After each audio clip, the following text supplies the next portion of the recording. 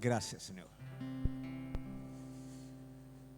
Buenas noches, querida iglesia. Que Dios los bendiga. Bueno, les voy a animar que acérquense un poquito.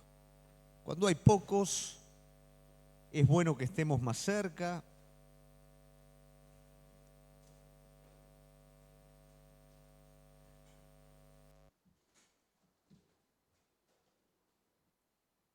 Y hoy, como saben, seguimos con esta serie de entrenamiento, ¿correcto? Cuando hablamos de entrenamiento, ¿de qué estamos hablando? Estamos hablando de podernos preparar para todo lo que viene. La vida de fe es un poquito eso, es un poquito poder entender cuál es la voluntad de Dios y podernos preparar de manera anticipada respecto a lo que Dios habla sobre nuestras vidas. Generalmente tenemos una manera de movernos que no es la correcta, nos movemos cuando la cosa ya está encima.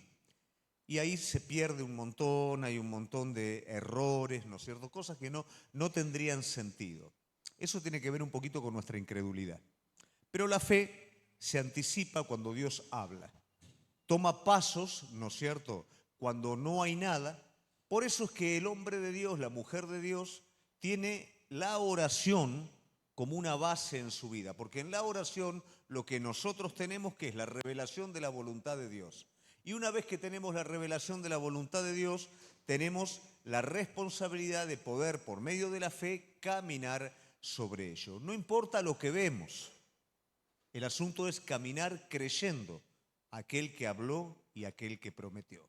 Y de hecho, en el día de hoy tenemos un poquito un ejemplo de esto. Nosotros hemos titulado Carácter, Trabajo y Recursos Espirituales, que esto es un poco lo que encierra el servicio en la iglesia. Pero lo vamos a ver a través de la palabra de Dios y lo vamos a ver desde el profeta Zacarías, el cual tiene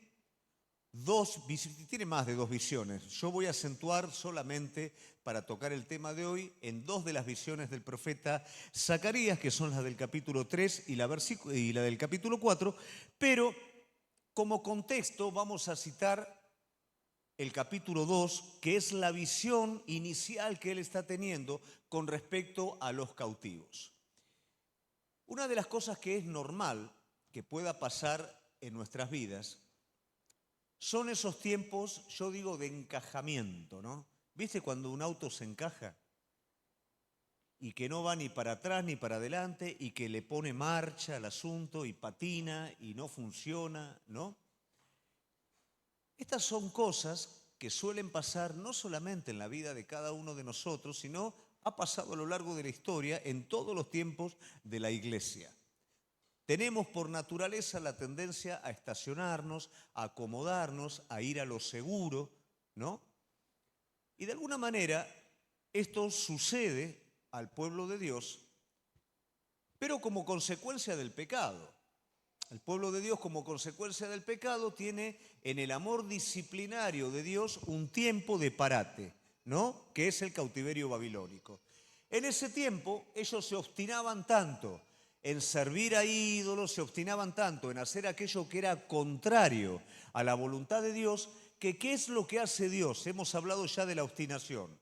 Frente a ese tipo de cosas, Dios no es que actúa, ¿no es cierto?, mal para nosotros, sino que nos permite muchas veces seguir el camino de nuestra propia obstinación, para que de esa manera nos demos cuenta que aquello a lo cual nosotros pusimos nuestra esperanza no funciona y no nos va a estar dando lo que nosotros realmente esperamos o más allá, lo que necesitamos.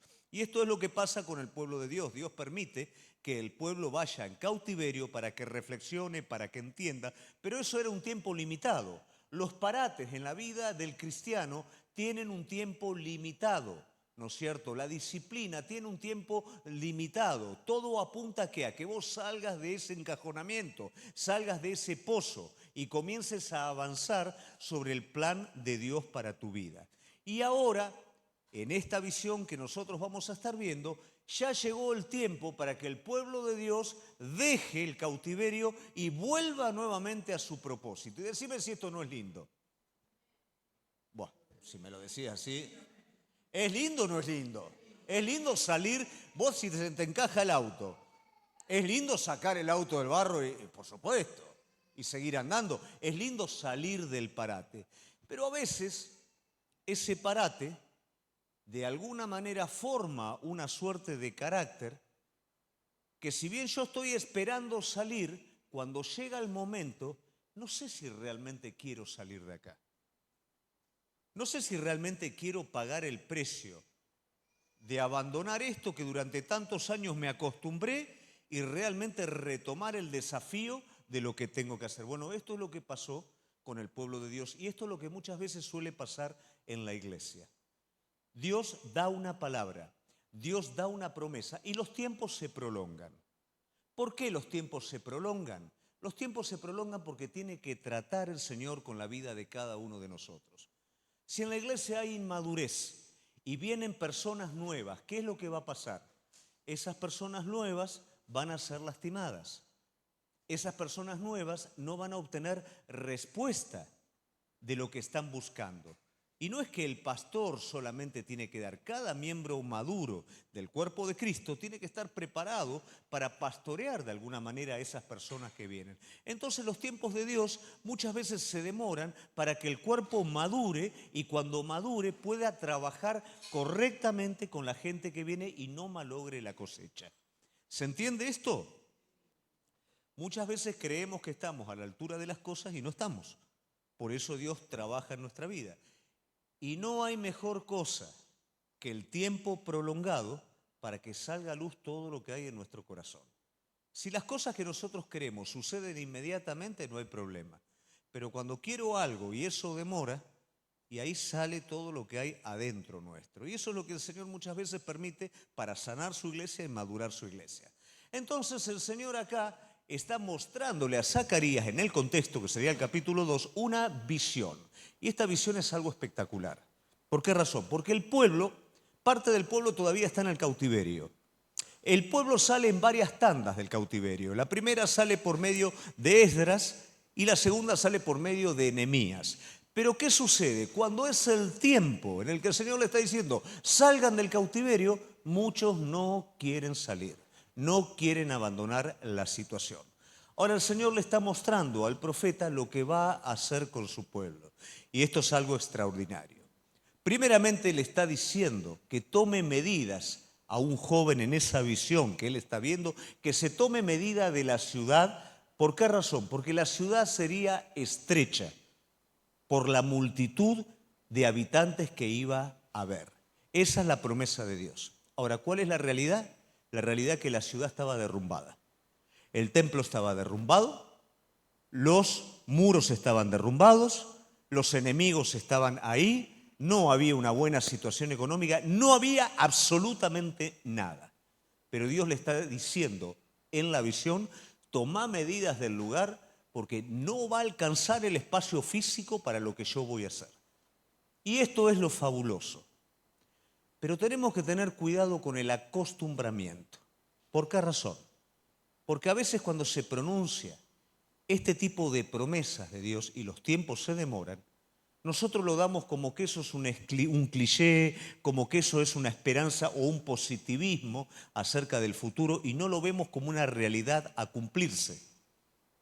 Cuando lo entendemos en nuestro corazón, que es una realidad que va a venir, nos preparamos respecto a esto.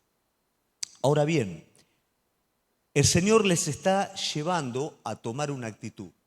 Escapen, huyan de Babilonia. Porque esto viene. Escapen de ese estancamiento. Escapen de esa comodidad.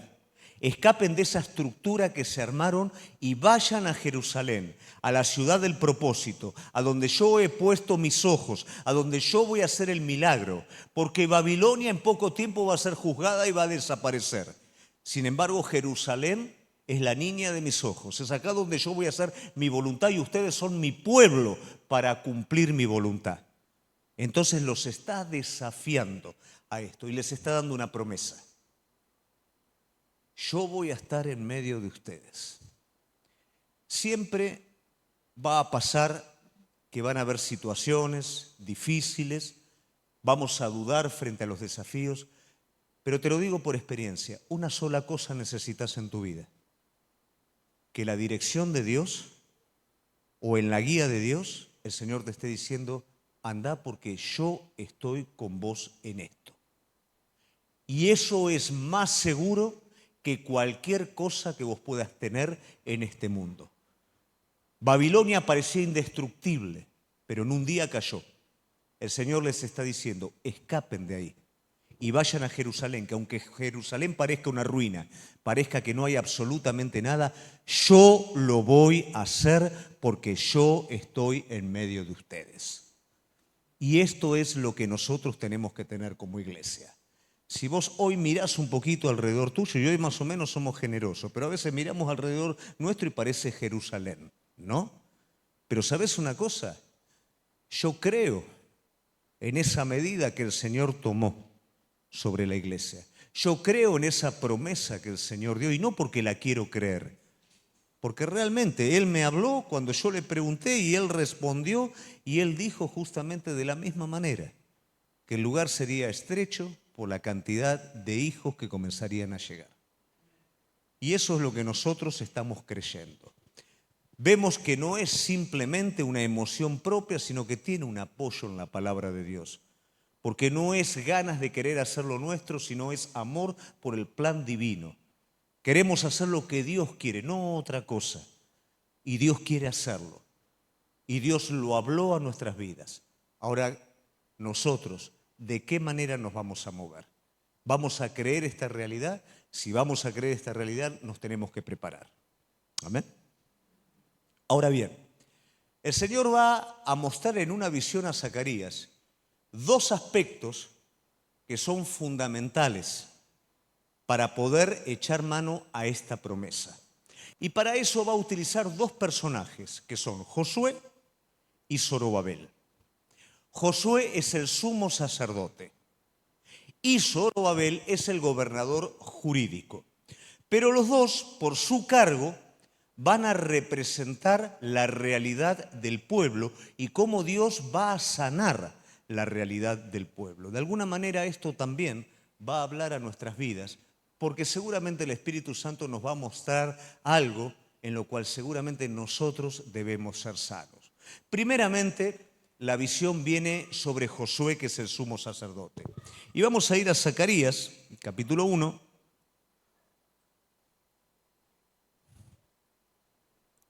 Vamos a leer del 1 al 3. Si lo podemos poner. Si no, no hay problema, lo leemos de ahí. En el 8º mes del año segundo de Darío, vino palabra de Jehová al profeta Zacarías, hijo de Berequías, hijo de Ido, diciendo, se enojó Jehová, no, perdóname, capítulo 3.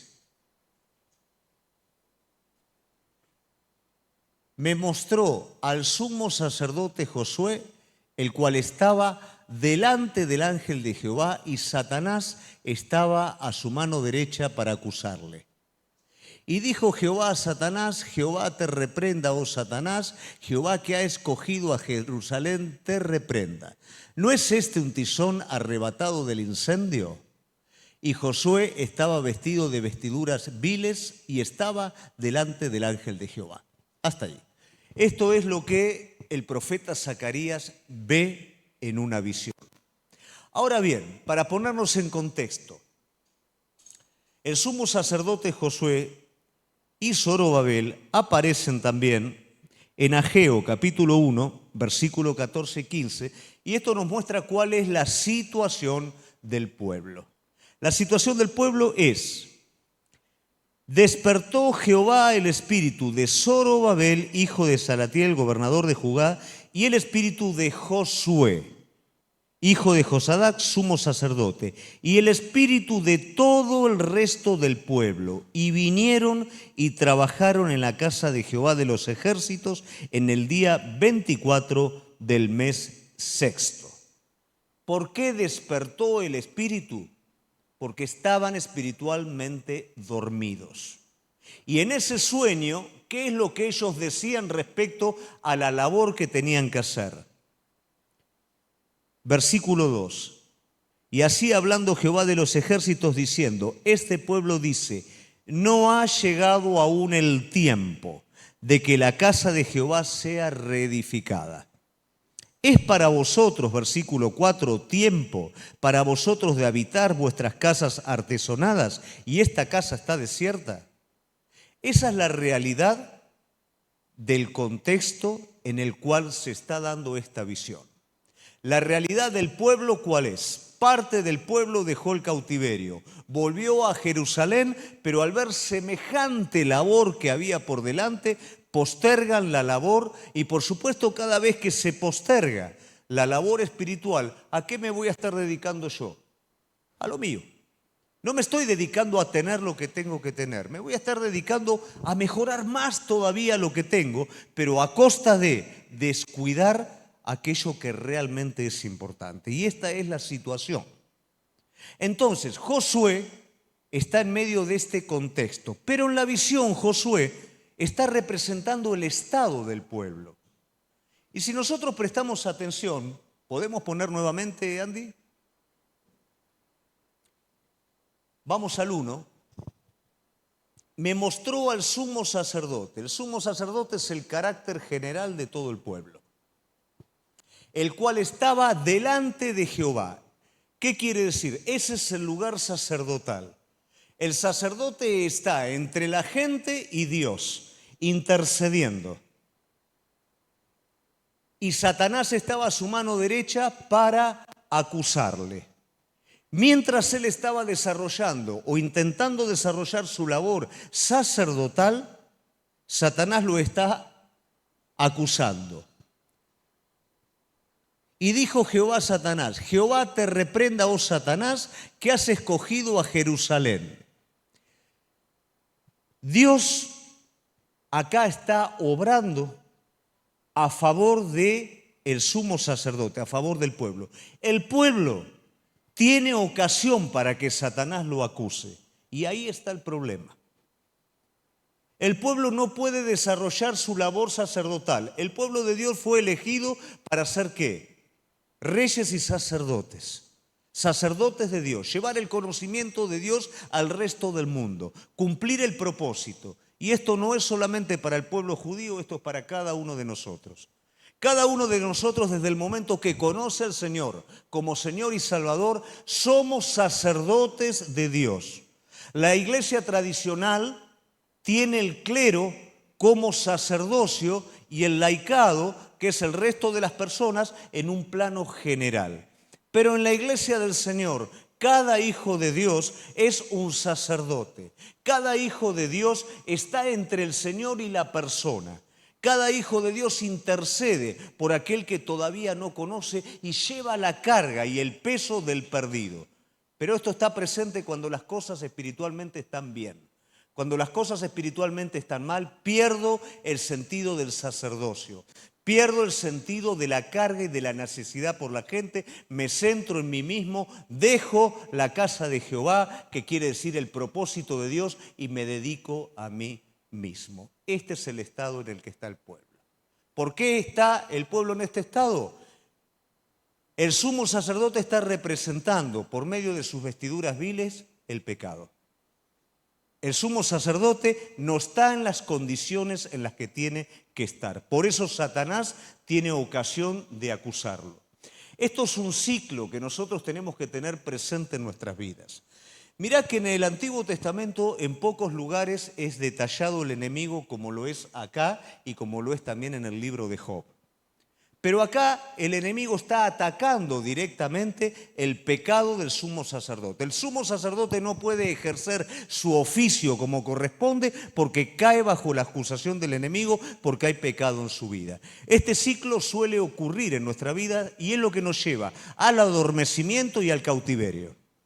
Cuando hay pecado en nuestra vida, ¿ahora qué? Definamos pecado un poquito. No vayamos a lo grotesco, vamos a lo más sencillo. Aquel que sabe hacer el bien y no lo hace, ¿qué es? Pecado. Cuando nosotros conocemos el propósito y decimos no es tiempo y todo queda en banda y me dedico a mí mismo, Lamentablemente, nos guste o no nos guste, descuidar lo divino es pecado, porque eso es lo bueno. Entonces, ¿qué pasa? Esto está presente. Y cuando esto está presente, el enemigo tiene autoridad de acusar nuestras vidas.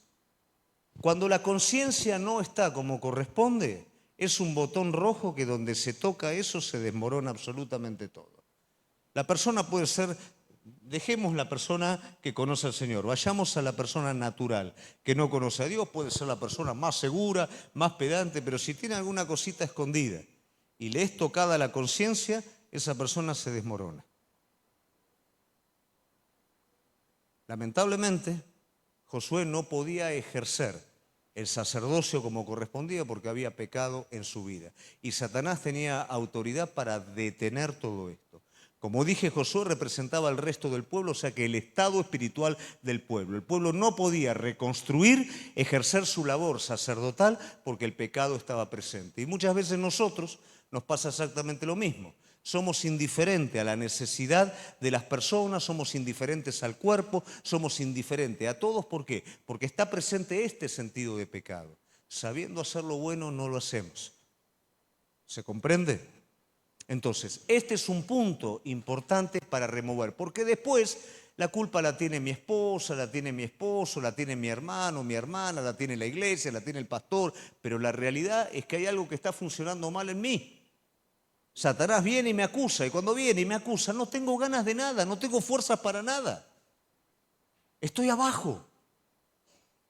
Pero acá el Señor toma acción inmediata en todo esto, a favor de su pueblo. Primeramente, ¿qué es lo que está diciendo?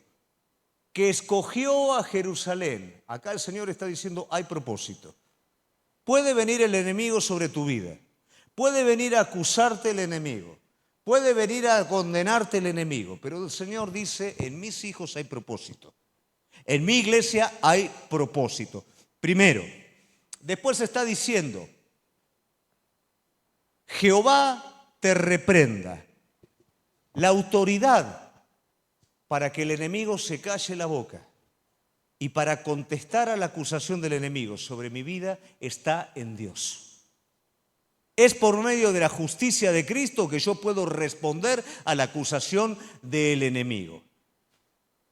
¿No es este un tizón arrebatado del incendio? El Señor acá está diciendo, yo sé que Zorobabel, o sea, Josué, o sea, mi pueblo, es una maderita quemada, escapada del incendio. ¿Qué quiere decir? Esa maderita quemada estaba destinada a ser cenizas. Ese fuego estaba destinado a terminar completamente con todo. Pero yo arrebaté ese tizón y aunque veo que es un pedacito de madera quemado, es de valor delante de mis brazos. Este pedacito de madera no puede ser acusado por vos porque está en mi mano. Eso es lo que el Señor le está diciendo al enemigo. El 3:3. Y Josué estaba vestido de vestiduras viles y estaba delante del ángel. Vamos al 4. Y habló el ángel y mandó a los que estaban delante de él diciendo, quiten estas vestiduras viles. Y él le dijo, mira que he quitado de ti tu pecado y te he hecho vestir de ropas de gala. Y esa es la obra de Dios.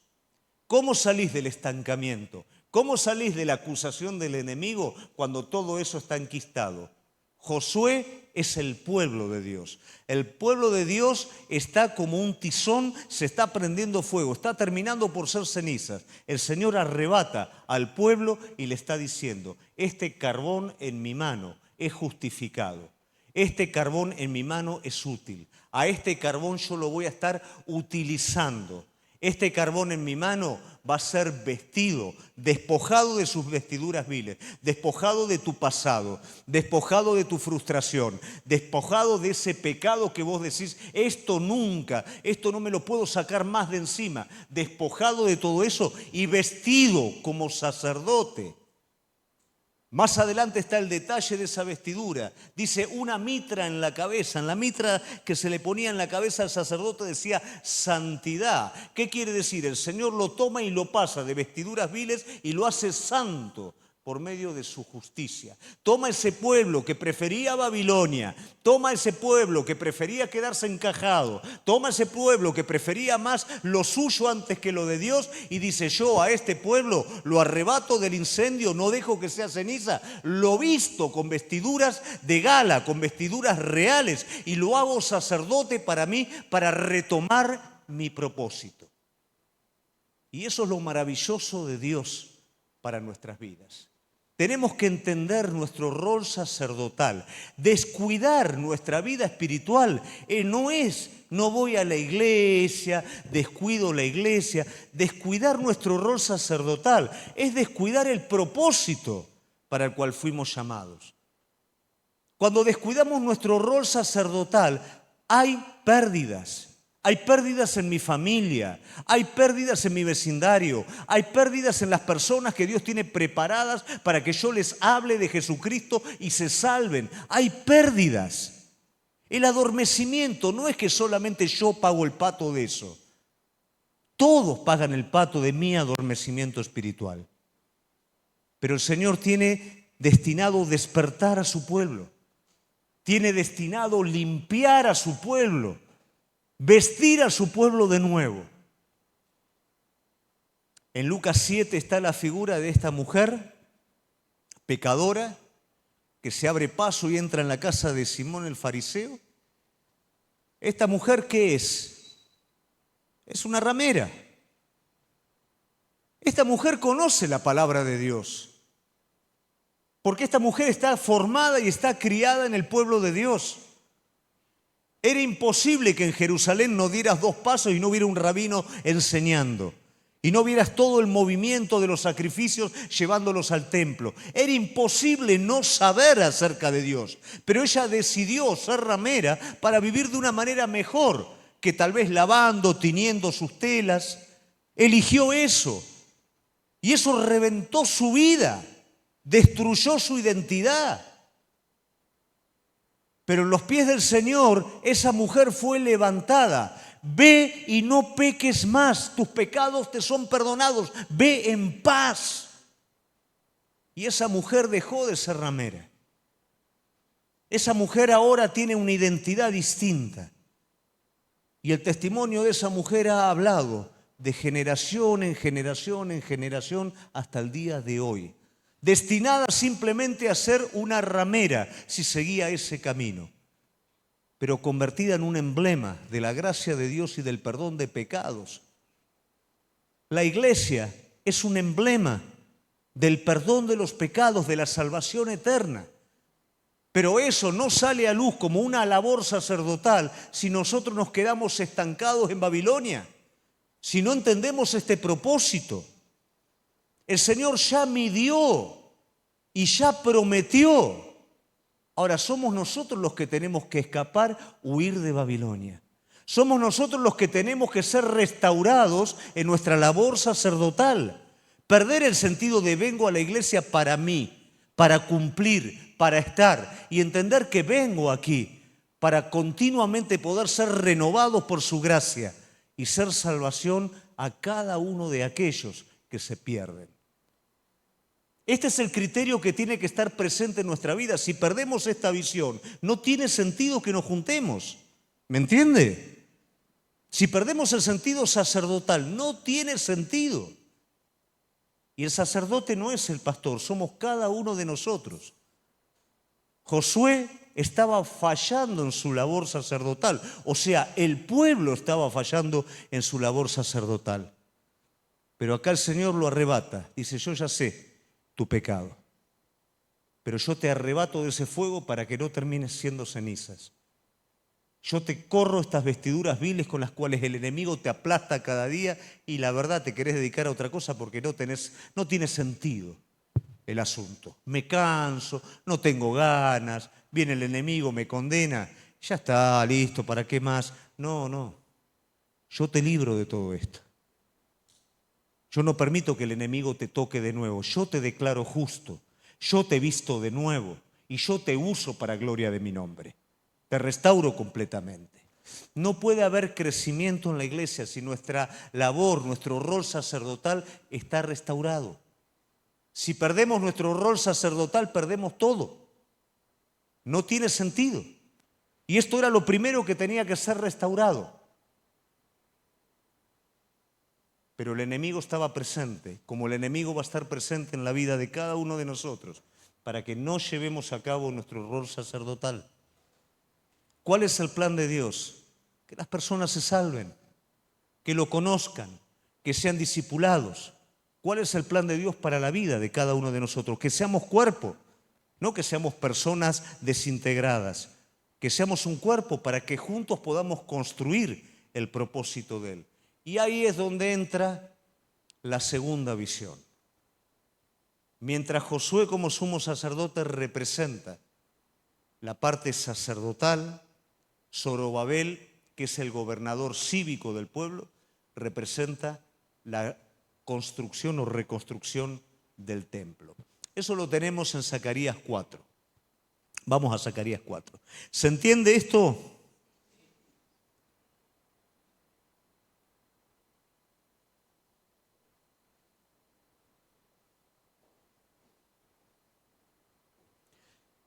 Esto realmente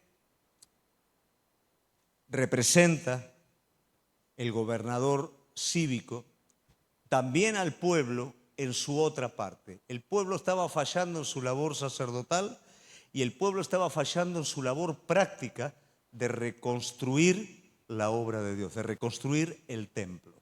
El templo en el Antiguo Testamento era el lugar de la presencia de Dios. Era el lugar donde no solamente todo el pueblo de Dios iba a ir, sino donde el mundo entero iba a ir también. Era algo de suprema importancia, pero el pueblo había detenido 20 años la construcción del templo. Salieron de la esclavitud y quedaron ahí dando vuelta 20 años detenida la reconstrucción del templo. Eso sí que es un encajonamiento. Eso sí que es plancharse definitivamente. El propósito de Dios continúa.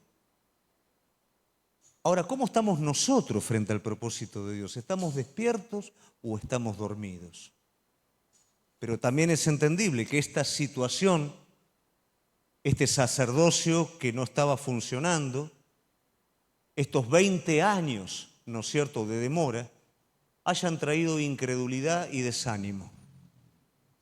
De alguna manera, Zorobabel está representando este estado del pueblo, la incredulidad y el desánimo en el pueblo. Pero así como el Señor, por medio de la misericordia y del perdón, restaura la parte sacerdotal, vamos a ver cómo restaura la parte práctica. Volvió el ángel que hablaba conmigo y me despertó como un hombre que es despertado de su sueño. Y me dijo, ¿ves? Respondí, he mirado y he aquí un candelabro, todo de oro, como un depósito encima, y sus 7 lámparas encima del candelabro, y 7 tubos para las lámparas que están encima de él. Le está mostrando el templo. ¿Por qué razón? Porque es la razón de la visión, es el propósito que está inconcluso.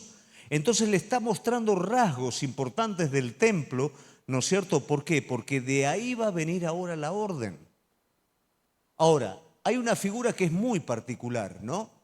Y dice, he mirado y aquí un candelabro, todo de oro, ese es el candelabro del templo, todo de oro, con un depósito encima y sus 7 lámparas encima del candelero y 7 tubos para las lámparas que estaban encima de él. Eso no es normal.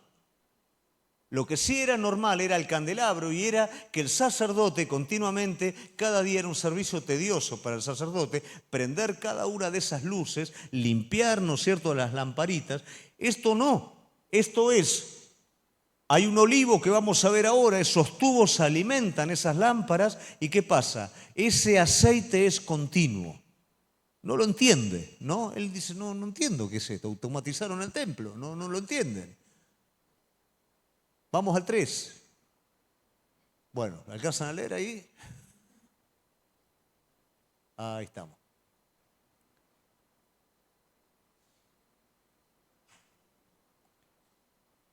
Y junto a él 2 olivos, el uno a la derecha del depósito y el otro a su izquierda.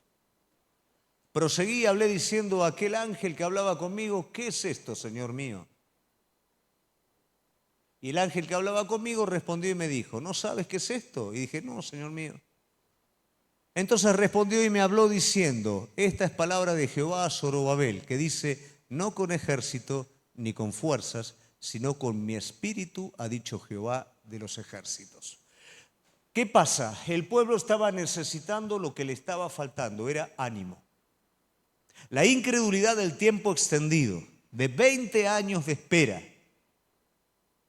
los conflictos con el pueblo, el sacerdocio corrompido, había traído semejante desánimo en el pueblo que el pueblo no tenía ánimo para construir. Solamente miraba los escombros y decía, no, esto es completamente imposible. Pero el Señor lo está llevando a una figura en la cual está diciendo, por supuesto que es imposible, Zorobabel. No lo podés hacer con ejército. ¿Qué quiere decir? No lo vas a poder hacer con la multitud de personas. Tampoco lo vas a hacer con tus propias fuerzas. No podés hacerlo. Solamente lo podés hacer con mi Espíritu Santo. Ese candelabro, ese continuo fluir de aceite es el recurso que yo te doy para hacer la obra de Dios. Vemos que Josué nos muestra la obra sacerdotal debilitada y restaurada. Ahora la parte práctica está siendo restaurada. Para que tengas ánimo, con tus fuerzas por supuesto, no podés, pero con mi espíritu sí. Con tus fuerzas lo que vos ves te va a desanimar, pero con mi espíritu vos tenés que hacer lo que yo te llamé a hacer porque yo pongo el resto de las cosas. Yo pongo lo que te falta, yo pongo lo que no tenés. No con gente, no con fuerzas naturales, con mi espíritu es la única manera de poder llevar a cabo mi propósito. Esto es lo que le está mostrando en la visión. ¿Quién eres tú, oh gran monte, delante de Zorobabel? Serás reducido a llanura. Él sacará la primer piedra con aclamación de gracias, gracias a ella. Esto es maravilloso. Porque ¿qué es lo que desalienta a Zorobabel y al resto del pueblo que está representado por Zorobabel? Los escombros. En vez de mirar, ¿no es cierto?, todo lo que... Miro los escombros. El cimiento está tapado por escombros. Me desanima completamente. Ese es el monte del cual está hablando. Y ese monte es el que está diciendo va a ser removido, va a ser corrido. Ahora mirá cuál es la técnica, cuál es la forma. La primer piedra, ¿qué quiere decir? No mires el escombro. No mires todo lo que falta y no mires la logística necesaria para remover todo. La primer piedra necesito que agarres. Necesito que saques y coloques la primer piedra. Eso es lo único que necesito de vos, dice el Señor. Ahora, si vos corres la primer piedra, yo te aseguro que vos vas a poner también la última piedra. Queriendo decir, la obra va a ser completa. Pero si mirás el escombro, no considerás mis recursos y ni siquiera movés la primer piedra porque decís va a ser imposible, van a ser 20 años más que no va a pasar absolutamente nada. El Señor está desafiando a su pueblo a salir del letargo. Letargo en el sacerdocio y letargo en la reconstrucción de su propósito. Vino palabra de Jehová a mí diciendo, las manos de Zorobabel echarán el cimiento de esta casa y sus manos la acabarán y conocerán que Jehová de los ejércitos me envió a vosotros. Cuando la obra es hecha por Dios, Dios se lleva la gloria. Nosotros, desde que llegamos aquí, tanto aquí como en África, en ningún momento podemos decir que algo fue hecho por nuestros propios esfuerzos. No podemos decir bajo ningún punto de vista que una persona pueda llevarse la gloria de todo esto. Hubieron muchas personas que ayudaron, pero cada vez que el Señor nos llevó a algo nuevo, cada vez que el Señor abrió una puerta, cada vez que el Señor hizo crecer algo, lo hizo Él. Nosotros, por supuesto, doblamos nuestras rodillas para entender lo que Él quería hacer, pero Él fue el que lo hizo. En África no podemos decir absolutamente nada al respecto. Lo único que podemos decir es que si Él no lo hace, Fue imposible, es imposible y será imposible también. Ahora, cuando hacemos la obra de Dios por medio de la fe, Dios se lleva toda la gloria.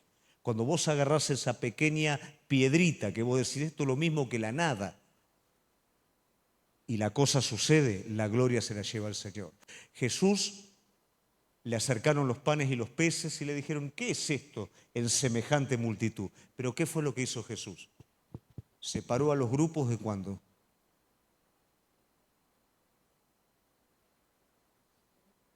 Grupos de 50. No hay nada. Tengo poquitos panes, poquitos peces. ¿Qué hago separando grupos de 50? Es anticiparse a lo que el Padre iba a hacer. Es mover esa pequeña piedrita. Estamos acostumbrados a no mover absolutamente nada hasta que no vemos. Y así la cosa no sucede. Cuando comenzamos con la pequeña piedra, los recursos de Dios comienzan a fluir. Los tubos están conectados. El Espíritu Santo comienza a trabajar. Estamos esperando ver el Espíritu Santo antes de mover la pequeña piedra. ¿Por qué? Porque hay incredulidad. Queremos que el Espíritu Santo nos dé ánimo. Y el ánimo, ¿sabés cuándo viene? Cuando obedeces al Espíritu Santo y ves la obra de Dios. Ahí se renueva el ánimo en nuestra vida. No es un asunto de estar bien emocionalmente. Es un asunto de estar lleno del Espíritu para hacer lo que Dios nos llamó a hacer.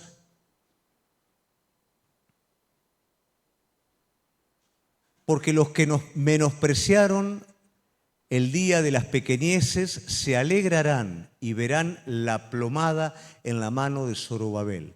Estos 7 son los ojos de Jehová que recorren toda la tierra.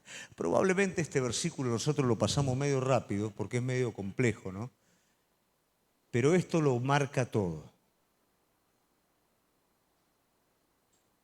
Los que menospreciaron el día de las pequeñeces se alegrarán y verán la plomada en la mano de Zorobabel. ¿Cuáles son las pequeñeces? 20 años de que no pase absolutamente nada. Pero sí pasaron cosas en esos 20 años. Dios estuvo trabajando. A veces nosotros pensamos que el fuego y la actividad, cuando hay movimiento la cosa está. Pero Dios sigue trabajando. Su propósito, aunque vos pares, no se detiene. Si nosotros hoy decidimos, no hacemos más nada, el propósito de Dios continúa. El propósito de Dios no se frena. Y en los tiempos de las pequeñeces, en los tiempos de la espera, en el Señor es donde suceden las cosas más grandes. Las cosas más grandes no suceden en medio de la explosión. Las cosas más grandes van sucediendo cada día en nuestra vida. Ese trato que Dios está teniendo en nuestra vida, esas pequeñeces van llevando a un punto. Todas esas pequeñeces llevaron a este punto. Ahora es tiempo de comenzar a reconstruir.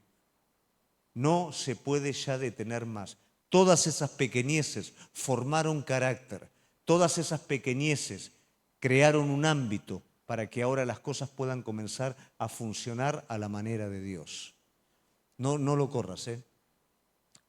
Se alegrarán y verán la plomada en la mano. Este se alegrarán no es el pueblo.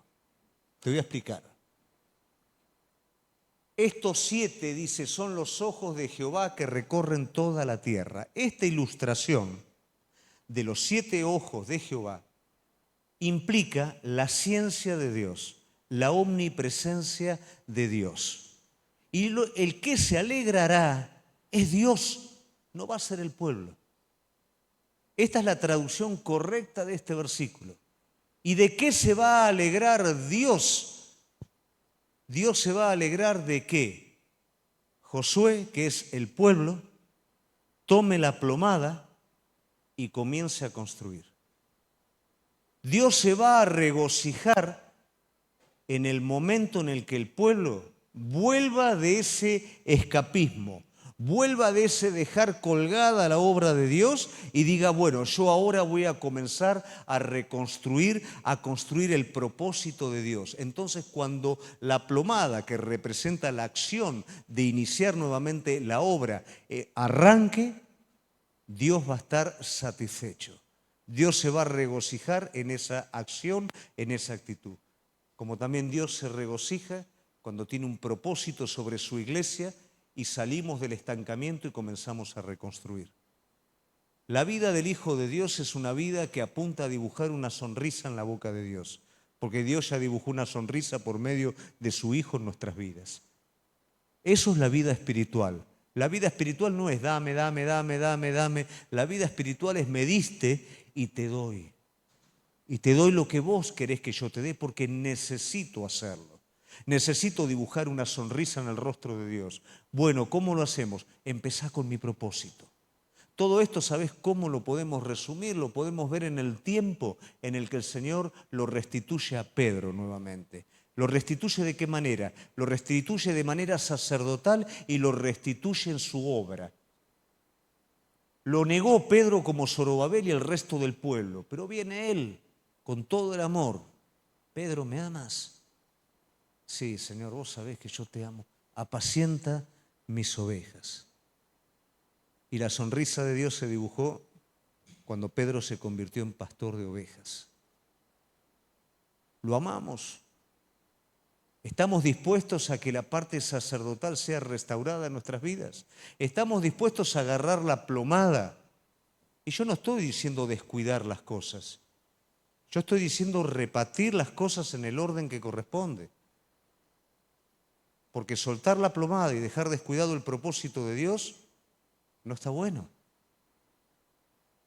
¿Estamos preparados para tomar la plomada y para comenzar a construir, para agarrar la primer piedra y comenzar a reconstruir? ¿A dibujar esa sonrisa en el rostro del Señor? ¿Qué significan estos dos olivos? No, hasta ahí. Todo esto nos deja un desafío. Y ese desafío tiene que ver con que nuestra vida sacerdotal como iglesia, nuestra vida práctica como iglesia sean restauradas. Hay una promesa, y esa promesa es una medida sin límites sobre los hijos que vendrán. Pero es necesario que la parte práctica, que la parte sacerdotal se restaure en la vida de cada uno de nosotros. Entonces, en este entrenamiento que estamos viendo, es bueno que nosotros nos podamos poner a la luz de nuestro Señor y nos podamos revisar en esto, porque el trabajo que viene es grande. Lo que viene, querida iglesia, es grande. Esto me hace acordar cuando les tengo que a veces que decir a la gente, ¿no es cierto?